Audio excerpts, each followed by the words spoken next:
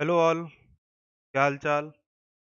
अभी अभी थोड़ी देर पहले ट्विटर हैंडल पे एक नोटिफिकेशन आया जो कि आईटीआर से रिगार्डिंग था, यानी कि इनकम टैक्स से रिगार्डिंग था।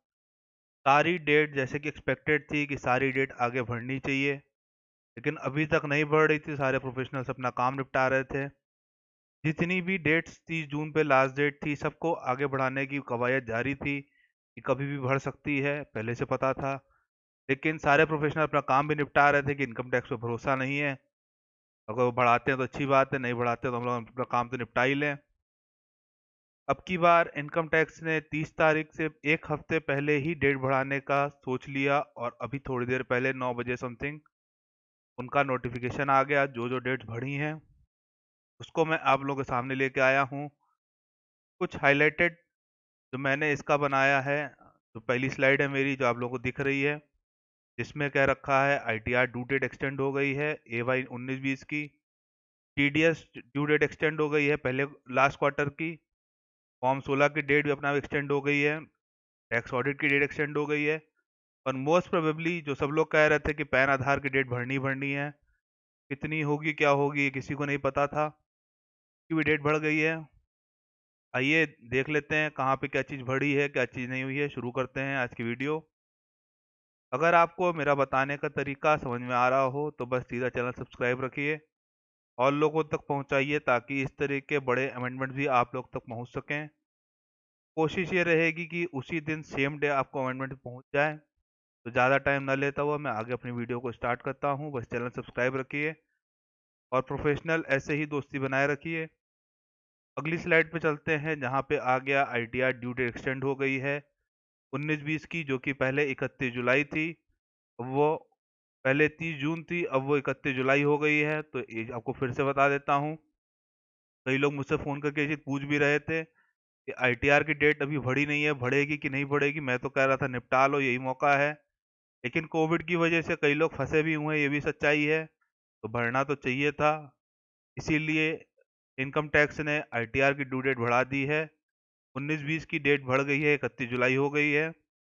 और आगे बात कर लेते हैं टीडीएस रिटर्न। चौथे क्वार्टर के जो पेंडिंग थे, वो 30 जून थी लास्ट डेट, इन्होंने कर दी थी, 1 महीना पहले बढ़ा रखी थी। अब इसको 31 जुलाई कर दिया है। जब 31 जुलाई को आपका टीडीएस रिटर्न ही फाइल होगा, तो रिटर्न जो है आपका आईटीआर वो 15 अगस्त कर दिया गया कि आप जो फॉर्म 16 जो देंगे वो 15 अगस्त तक आपको देने हैं। तो एक बार फिर से इसको ही बता देता हूँ। जो जो टीडीएस रिटर्न की जो ड्यू डेट थी, वो पहले तो मई थी, मई से जून हुई, अब जून से 31 जुलाई हो गई है। जब 31 जुलाई को टीडीएस स्टेटमेंट फाइल होगा तो 15 दिन का टाइम ऐसे दिया जाता है फॉर्म 16 के लिए। तो फॉर्म 16 के लिए इन्होंने 15 अगस्त का टाइम दे दिया है।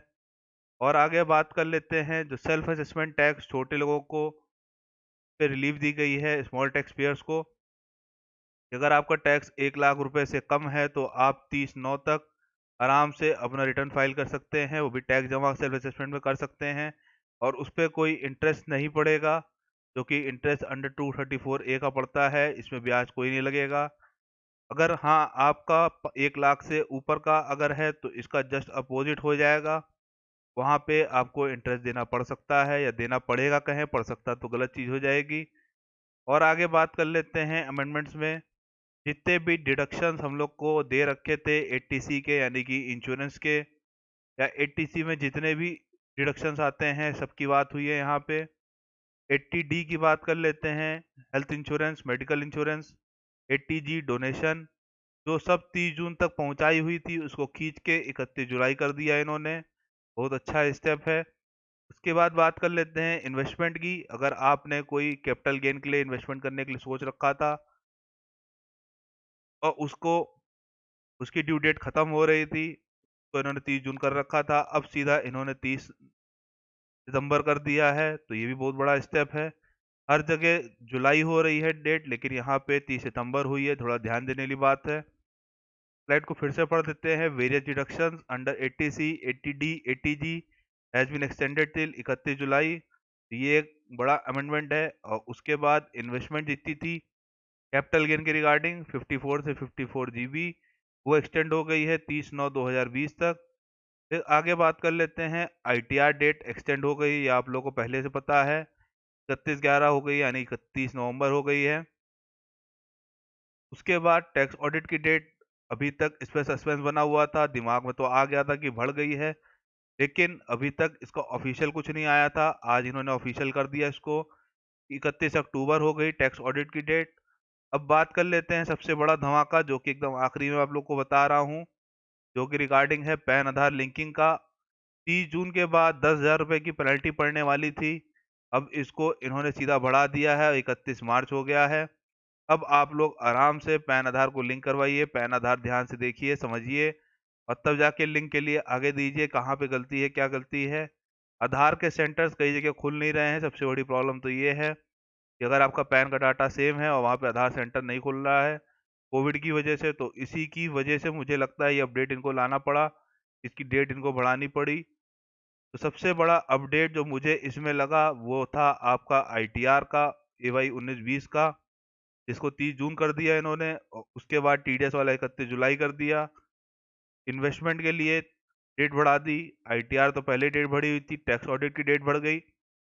सबसे बड़ा धमाका जो था वो था पैन आधार लिंकिंग का, जो कि इन्होंने आगे बढ़ा दिया 31 मार्च 2021 पे।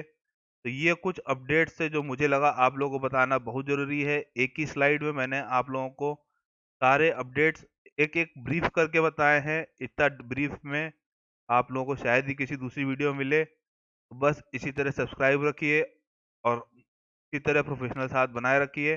तब तक के लिए टिल देन टाटा।